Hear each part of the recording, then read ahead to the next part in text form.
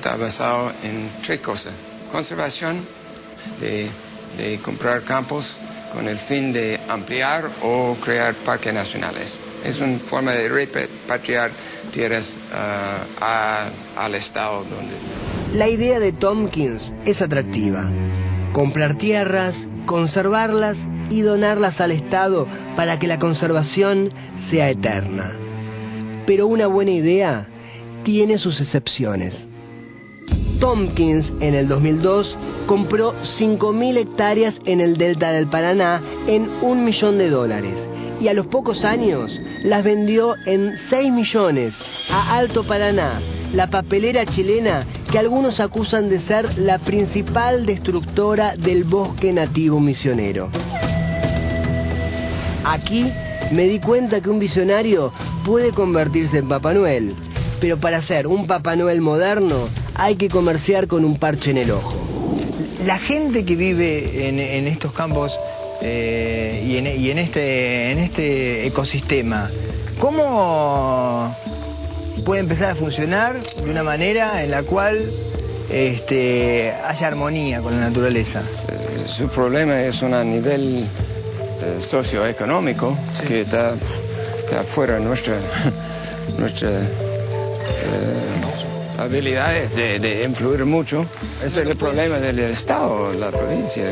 Usted se ocupa de la flora y la fauna, que el Estado se ocupe de la gente. No estoy diciendo esto. Dentro de nuestras posibilidades, estamos tratando de hacer lo mejor posible, ser buenos vecinos, porque tenemos vecinos. Por eso, Nosotros no tenemos gente viviendo dentro de nuestro campo, aparte de nuestro equipo y nuestros trabajadores. Hay propietarios y hay gente que no es propietaria. Usted es propietario. Usted puede decirle a tal persona que se vaya. Entiendo. Lo que significa es que si en el ecosistema uno puede ser propietario o no propietario. Si uno es propietario y tiene título, puede decir, por ejemplo, cierro esta tranquera, por acá usted no pasa, puede decir... ¿En tu campo o tu casa tenía abierto todo el público? No, yo cierro con llave. Pero en mi casa no viví en el baño hace 20 años. No, pero hay que vivir bien con sus ideas y seguir adelante y los hechos van a hablar por sí mismos. Se habló también, y usted sabe, del tema de la escuela 357. No estoy seguro. Es la escuela de Ituzaingó, esa escuela... Ituzaingó. Trucha, es escuela trucha. Pero yo vi con mis propios ojos esta escuela que fue 4 muros y un par de vigas y algunas aperturas metálicas y chapa en el piso y fue totalmente un engaño. ¿Pero iban chicos ahí a la escuela? No hubo ninguno. Tenía techo de zinc, cielo raso de madera. En ese momento, ¿cuántos chicos iban a la escuela? Yo tenía 28 chicos. Según un informe de las Naciones Unidas, en el año 2026, la mitad de la población va a ser carente de agua, va a necesitar agua. ¿Dónde? ¿En Estados Unidos? En el mundo. En el mundo, pero nunca en Estados Unidos. La Liga sigue en el próximo bloque. Según un informe de las Naciones Unidas, en el año 2026, la mitad de la población va a ser carente de agua, va a necesitar agua. ¿Dónde? ¿En Estados Unidos? En el mundo. En el mundo, pero nunca en Estados Unidos. No, ellos de alguna manera se van a procurar el agua, es decir, la van a conseguir, como consiguen posiblemente el petróleo. Pero le quería preguntar, ¿usted piensa que si va a generarse esa escasez de agua, estas tierras que están sobre el acuífero guaraní, que es uno de los reservorios de agua más grandes del planeta, en poco tiempo van a valer más? Como empresario se lo pregunto.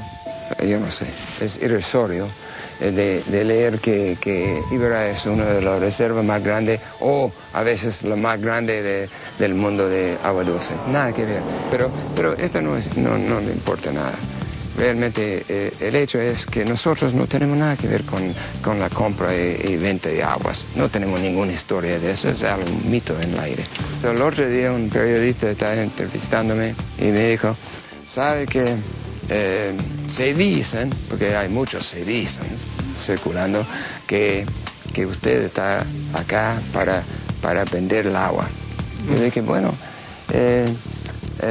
Buena teoría, pero ¿cómo voy a sacar el agua? Embotellada. En botella. Le di la idea.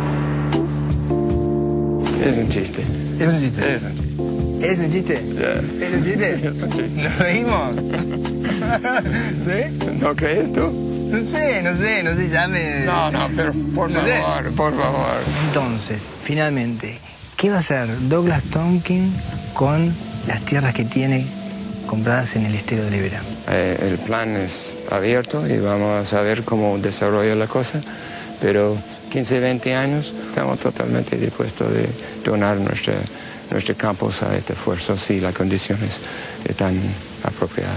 Ahora, lo que sí es cierto, es decir, porque usted mismo lo reconoce, es que va a haber una escasez de agua, ¿no? Sí, puede ¿Usted ser. piensa que en algún momento se va a acabar el agua y alguien que la necesite de otra parte del mundo puede venir a buscarla? Cualquier cosa puede pasar. Yo Ahora- no tengo información. Ahora, usted sabe que alguna de esto. un litro de agua vale casi lo mismo que un litro de nafta. Bueno, ¿Eh? Ok. Y bueno, donde está justamente el petróleo está Estados Unidos, porque se está produciendo la escasez. Ahora, cuando se produzca la escasez del agua, ¿puede venir alguien a visitarnos para quedarse ¿quién con el sabe? recurso? ¿Quién sabe? No sabemos. No, hombre. No se ríe. No, pero pues- ¿Se le ocurre alguna idea quién puede llegar a venir? No sé. No sabemos. Bueno, es muy difícil predecir el futuro. El viaje terminó. Recorrí miles de kilómetros. Vi tierra quemada, ríos contaminados, pobladores exiliados de su tierra y escuelas cerradas. Todo como en una guerra. Se puede alambrar la tierra y también se puede alambrar el agua. Ahora sé que aquello que realmente tiene valor no siempre está a la vista, ni brilla ni reluce, sino que está escondido y en silencio, como un acuífero. Y también sé que con un colectivo psicodélico y una guitarra, un visionario de verdad puede proteger el medio ambiente sin necesidad de fortunas, tranqueras ni alambrados. Menos mal que vivo en el litoral. Ahora sé que un día, si no la cuidamos, si la malgastamos, si la contaminamos, si la regalamos, si la negociamos con todos los amos, ese día el agua bendita se va a terminar. Y dice, hidrógeno 2, oxígeno 1, toma para vos, ya aprendí la lección.